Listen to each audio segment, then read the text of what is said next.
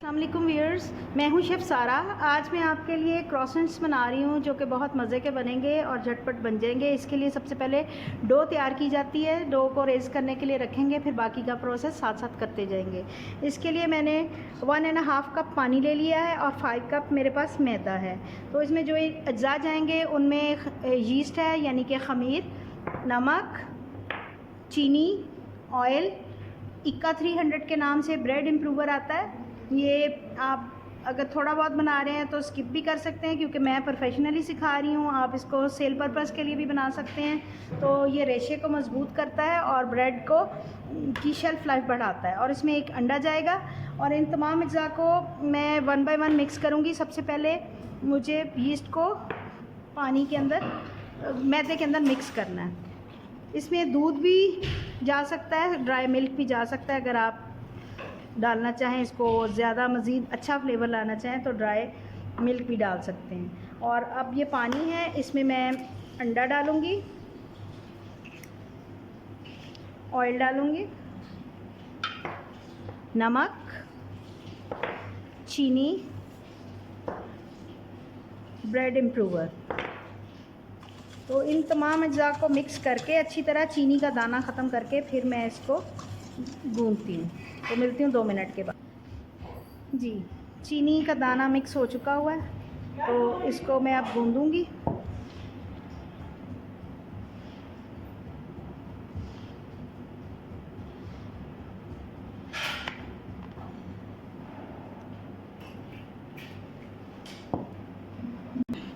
जी, इसको अच्छी तरह से आपने गूंदना है, थोड़ा सा टाइम लगाना है, 5 से 10 मिनट इसको अच्छे तरीके से गूंदते जाना है। फिर उसके बाद ये जब हाथों से चिपकना हट जाएगा, इसका मतलब है कि ये आपके लिए रेडी हो चुका हुआ है। तो अब मैं इसको हल्की सी ऑयलिंग करके तो इसको मैं रेस्ट के लिए रख दूँगी तकरीबन आधे घंटे के लिए।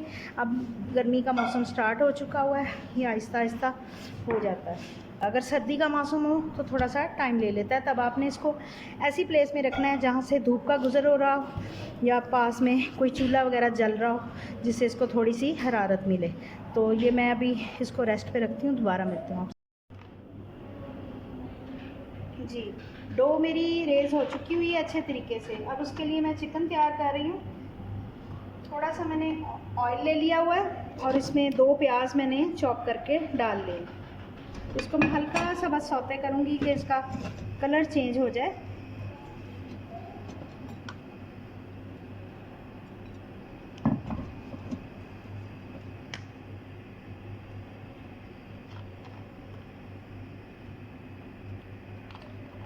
तकरीबन 4 to 5 टेबलस्पून इसमें ऑयल जा रहा है। जी, ये चिकन को मैंने सौते कर लिया हुआ है। अब इसमें मैंने ½ kg मैंने चेस्ट पीस लिया था, इसको मैंने बॉईल करके श्रेड कर लिया हुआ है। अब इसमें मैं सॉसेस डालूँगी जिसमें सिरका, सोया सॉस,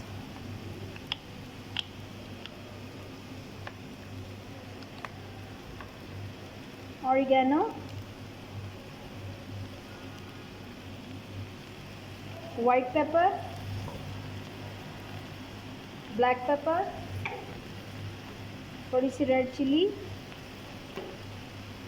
हस्बे जायका नमक, और इसमें थोड़ा सा लहसुन अदरक जा रहा है। तो ये मैं मिक्स करके इसमें थोड़ी सी क्रीम शामिल करूँगी और बाद में इसमें थोड़ी सी पिज़्ज़ा चीज़ शामिल करूँगी, इसको ठंडा करके, क्योंकि अगर गर्म में कर दूँगी तो ये बिल्कुल मेल्ट हो जाएगी। भी वो फ्रोज़न है मेरे पास, तो मैं इसमें कद्दूकस करके डाल दूँगी ताकि अच्छा सा फ्लेवर आए। जी, इसमें मैंने थोड़ी सी क्रीम शामिल कर दी है ताकि इसका अच्छा सा फ्लेवर आ जाए। आप इसमें दूध भी शामिल कर सकते हैं, मैदा भी शामिल कर सकते हैं। तो ये मैं मिक्स करके आपसे दोबारा मिलती हूँ। जी, अब मैं क्रॉसेंट्स बना रही हूँ, इसकी डिफरेंट शेप्स में बनाऊँगी। तो ये मैंने एक रोटी बेल ली है, ये बहुत मोटी भी नहीं है और बहुत पतली भी नहीं है। तो इसको मैं छोटे छोटे पहले बनाऊँगी क्रॉसेंट्स, कुछ फिर बड़े आपको बना के दिखाऊँगी। तो चिकन मैंने रेडी किया है, आपने उसी तरीके से रेडी करना है। तो इस पर चाहें तो आप थोड़ी थोड़ी पिज़्ज़ा सॉस लगा लें। इसमें मैंने थोड़ी थोड़ी पिज़्ज़ा सॉस लगा ली हुई है। तो आप इसमें वेजेस भी शामिल कर सकते हैं। इसका चिकन बहुत ज़्यादा वो नहीं सूखा होता, थोड़ा सा स्टिकी होता है। इसमें मैदा और दूध भी शामिल किया जाता है, मैंने इसमें क्रीम शामिल की है ताकि थोड़ा सा फ्लेवर चेंज हो जाए। तो अब इसमें मैं थोड़ी सी पिज़्ज़ा चीज़ भी डालूँगी।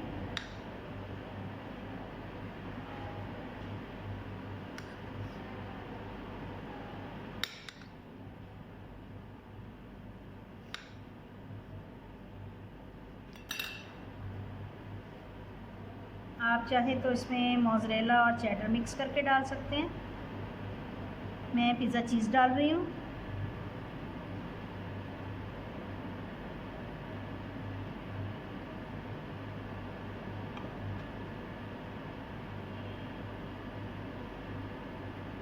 जी, अब इसको बंद करेंगे, मुख्तलिफ इसको शेप्स देंगे।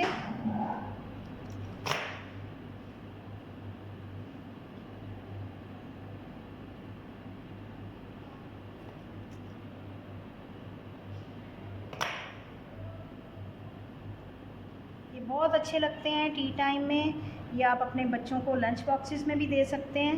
ये बहुत मज़े के भी होते हैं और खूबसूरत भी होते हैं। और इनको देगचे में बनाया जा सकता है, ओवन में भी बना सकते हैं। 180 डिग्री पे मैंने ओवन को प्री हीट कर लिया हुआ है। तो अब मैं इनको फोल्ड करके इस पे मैं एग कोट करूँगी और उसके बाद इस पे तिल लगा के थोड़े से मैं इनको बेक करती हूँ। तकरीबन इनको 20 से 25 मिनट लगेंगे बेक होने में। तो ये बहुत मज़े के तैयार हो जाएंगे। तो आप इसको लाजमी ट्राई कीजिएगा। तो इसके बाद मैं और डिज़ाइन भी बनाती हूँ। इस पर मैंने एग कोट कर लिया हुआ है। अब मैं इस पर हल्के हल्के तिल लगाऊंगी जो कि बहुत खूबसूरत लगेंगे। आप इनको खाली भी रख सकते हैं, टी टाइम में यूज़ कर सकते हैं। इसके अंदर जैम और मक्खन लग के ब्रेकफास्ट में ये यूज़ होते हैं, बहुत मज़े के बनते हैं।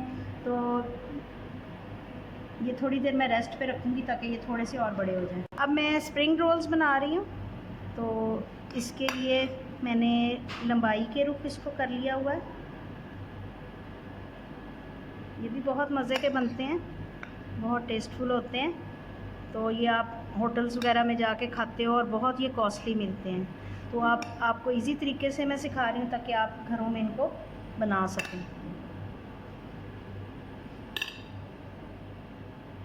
थोड़े टिप्स एंड ट्रिक्स होते हैं जिनको आप यूज़ करके इजीली बना सकते हो।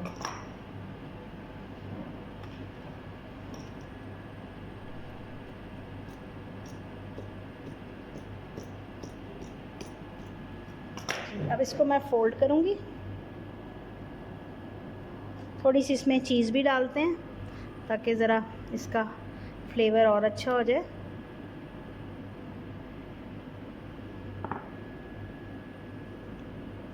चाहे तो आप ज़्यादा भी डाल सकते हैं, लेकिन जितनी ज़रूरत हो उतनी डालें, फिर चीज़ का मज़ा भी आता है। अगर हर चीज़ को ओवर कर दिया जाए तो फिर चीज़ें जो हैं मज़े की नहीं रहती। तो ये देखें कितना खूबसूरत सा रेडी हो गया। अब इसकी मैं कटिंग करूँगी।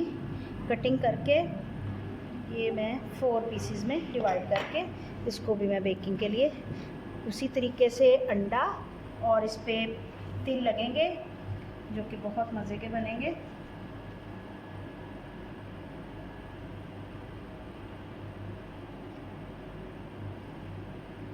जी, मैं डिफरेंट शेप्स के बना रही हूँ। अभी फ़िलहाल ये बने हैं, इनको मैं थोड़ी देर क्लिंग रैप में रखूँगी ताकि ये थोड़े से नरम हो जाएं। तो जब स्टार्टिंग में बेक हो के आते हैं थोड़े से हार्ड होते हैं, लेकिन जब इनको रखा जाए क्लिंग रैप में तो ये बहुत अच्छे नरम गुदाज रहते हैं। तो मैं अब अगले स्टाइल बना के आपसे दोबारा मिलती हूँ। जी, मज़ेदार से क्रॉसेंट्स तैयार हैं, चिकन क्रॉसेंट्स तैयार हैं। और भी इसकी शेप्स हैं मुख्तलिफ जो कि अभी थोड़ी देर में बनेगी। तो ये मैं आपको दिखा रही हूँ। इनको मैंने क्लिंग रैप करके रखा है ये ताकि थोड़े से नरम और गुदाज हो जाए। तो इनको ढकना ज़रूरी है। इसके अलावा मैं ये 1 बाइट बर्गर भी बना रही हूँ, जो कि इनके अंदर भी मैंने चिकन और चीज़ की फिलिंग की है।